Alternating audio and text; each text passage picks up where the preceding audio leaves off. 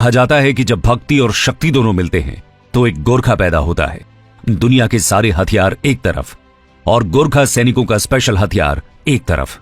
दोस्तों, गोरखा रेजिमेंट की स्पेशलिटीज की बात करें तो सबसे पहले आता है उनका आदर्श वाक्य, कायर हुनु भंदा मुरनु रामरो, जिसका अर्थ है कायर होने से मरना बेहतर है, जिसको सुनकर दुश्मन युद्ध के मैदान में थर थर कांप जाता है। जय महाकाली आयु गोरखाली के युद्ध घोष के साथ गोरखा रेजिमेंट हर वक्त दुश्मन और विरोधी सेना से लोहा लेने के लिए तैयार रहती है। गोरखा मां काली या मां दुर्गा को बहुत मानते हैं। गोरखा सैनिकों के अनुसार मां काली उनको शक्ति प्रदान करती है।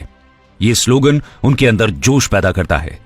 गोरखा जंग के मैदान में जब अपने नारों का जयकारा लगाते हैं तो उसको सुनकर ही दुश्मन भय से थर थर कांप उठता है। कहा जाता है कि जब भक्ति और शक्ति दोनों मिलते हैं तो एक गोरखा पैदा होता है। गोरखा जवानों की ट्रेनिंग से लेकर उनकी तैनाती तक भक्ति की बहुत ज्यादा अहमियत होती है।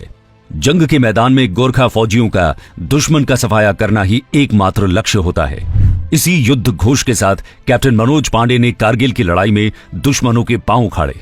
इसी युद्ध घोष के साथ परमवीर चक्र विजेता कैप्टन सलारिया ने शहादत दी थी। और इसी युद्ध घोष के साथ मेजर धन सिंह थापा ने 1962 की लड़ाई में हिंदुस्तानी शौर्य से चीनियों का परिचय करवाया था।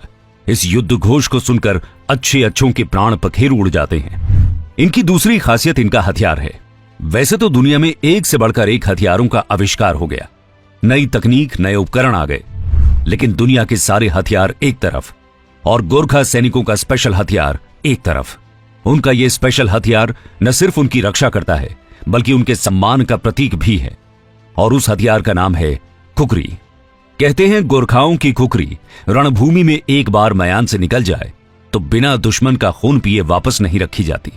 गोरखा अपनी खुखरी को अपने सम्मान से जोड़कर देखते हैं, उसे अपनी इज्जत जितना बेदाग और चमकदार बनाकर रखते हैं, अपनी वफादारी और अपनी हिम्मत जितना धारदार बनाकर रखते हैं।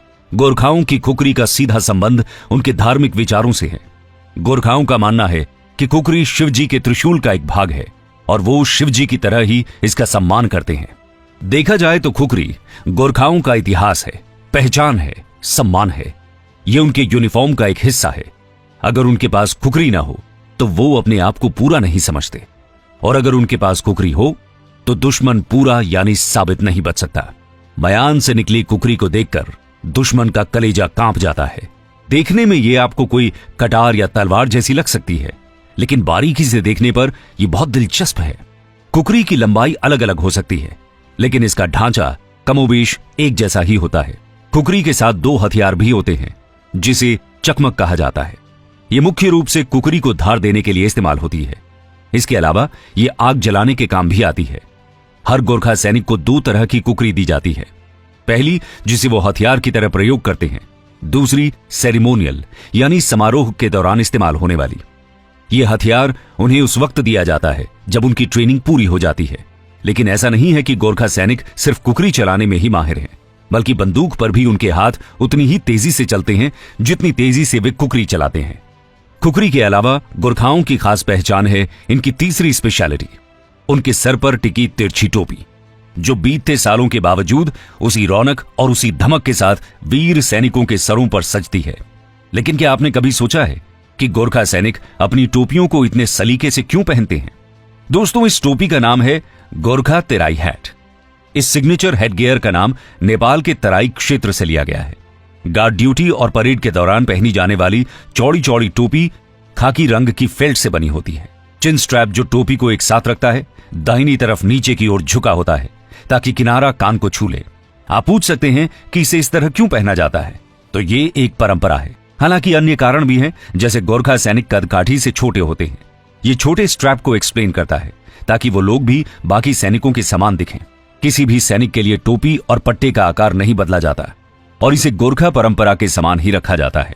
टोपी का पट्टा होठों के ठीक नीचे रखा जाता है, जो हमेशा तना रहता है, जिससे बात करना मुश्किल होता है। ये उन्हें मुख के स्थान पर अपने कार्यों के साथ बोलने की याद दिलाता है। आज देश में 14 गोरखा ट्रेनिंग सेंटर हैं। देश की रक्षा में अपना जीवन कुर्बान करने वाले शहीदों ने इस सेंटर का नाम हमेशा गर्व से ऊंचा किया है।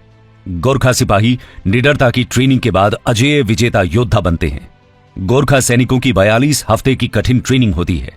इसमें ये सैनिक फिजिकली और मेंटली तौर पर काफी मजबूत हो जाते हैं। और किसी भी हालात में देश की सेवा करने के लिए तैयार हो जाते हैं। ट्रेनिंग में छोटे बड़े हथियार से लेकर बड़े हथियार तक चलाना सिखाया जाता है। इसमें सबसे अहम आमने सामने की लड़ाई की ट्रेनिंग होती है, जिसमें उन्हें सामने से दुश्मन को मात देने के बारे में सिखाया जाता है।